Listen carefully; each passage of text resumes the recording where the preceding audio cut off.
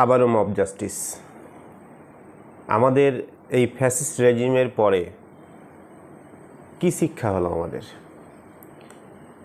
ঢাকা ইউনিভার্সিটির মতো একটা জায়গায় ছাত্ররা একজনকে চোর সন্দেহে গণপিটুনি দিয়ে হত্যা করলো। কেন? আইন কি নিজের হাতে তুলে নেওয়াটা কি খুব বাহাদুরি মনে হয় আমাদের? আপনার যদি রাগ অভিপ্রায় থাকতেই পারে একজন ব্যক্তির সাথে, তাহলে আপনি তাকে আইনের হাতে সোপর্দ করেন। আপনার যদি চোর মনেই হয়, তাকে আপনি আইনের হাতে সোপর্দ করেন। আইন সেই ব্যবস্থা নেবে যদি আপনার কোনো কিছু হারিয়ে থাকে, চুরি হয়ে থাকে। তা আপনি আইনকে তোয়াক্কা করছেন না, আপনি সরাসরি একটা মানুষকে পিটিয়ে হত্যা করছেন। এটা তো চরম অন্যায়। তাহলে এই যে 17 বছর যে রেজিম পরে আমরা কি পেলাম? 17 বছরের রেজিমের পরে আমরা কি পেলাম? কেন ঢাকা ইউনিভার্সিটির মতো জায়গায় এই কাজটা হবে? আগে আমরা শুনতাম ছাত্রলীগ গণরুম, গেস্ট রুম করে আর কি সবাইকে হত্যা করত।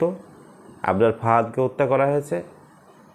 আজকে আপনি বাক স্বাধীনতার জমানায় এসে, একটা স্বাধীন দেশে এসে, আপনি একজন ছাত্রলীগের কর্মী হোক বা অন্য কেউ হোক, তাকে আপনাকে হত্যা করতে হবে? এটা অন্যায়। আরে ভাই, এরকম চলতে থাকলে তো ঢাকা ইউনিভার্সিটিতে বা ইউনিভার্সিটিগুলোতে তো বিভিন্ন পিতামাতারা তাদের ছেলেকে পড়াতেই চাইবে না। কারণ একটা ন্যারেটিভ হয়ে যাচ্ছে যে ইউনিভার্সিটিতে গেলে এরকম পিটিয়ে মারা হয়। তো সেই জায়গায়, সেই শিক্ষার জায়গায় যদি এইরকম অবস্থা তৈরি হয়, তাহলে আমাদের ছাত্র সমাজ কোথায় আছে? এটা কি বেহাত বিপ্লব নয়?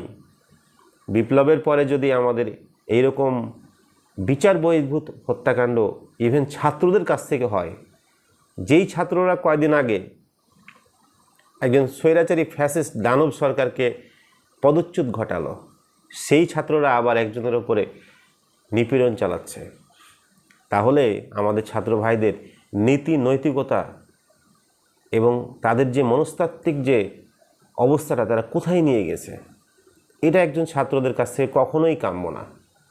একজন সুনাগরিক হতে গড়ে তুলতে গেলে এই ছাত্ররাকে আমরা আগামী দিনের ভবিষ্যৎ মনে করতেছি। এই ছাত্ররা আগামী দিনের রাষ্ট্র পরিচালনা করবে।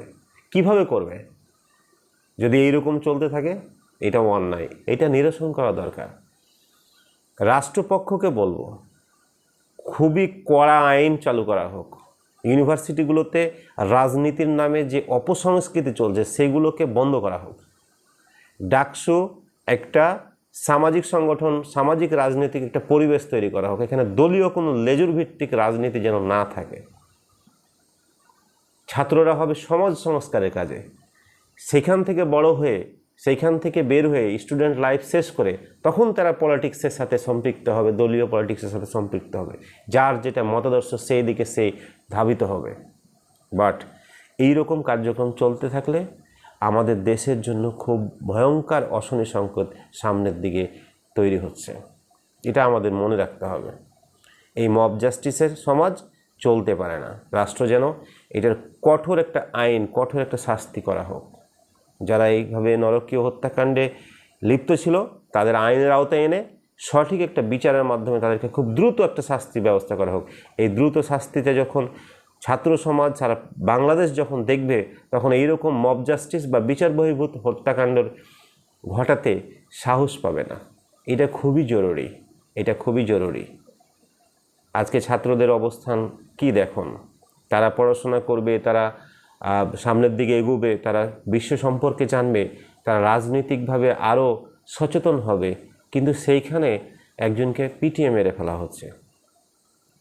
অ্যাকচুয়ালি আমাদের বর্তমান সমাজ ব্যবস্থায় হিংস্রতা এমনভাবে জায়গা করে নিয়েছে, শুধুমাত্র ইউনিভার্সিটিগুলোতে নয়, গ্রাম থেকে, পরিবার থেকে, সমাজে, সব জায়গায় মানুষের মধ্যে নীতি নৈতিকতা, সহমর্মিতা, উদারতা এই জিনিসটা হারিয়ে গেছে।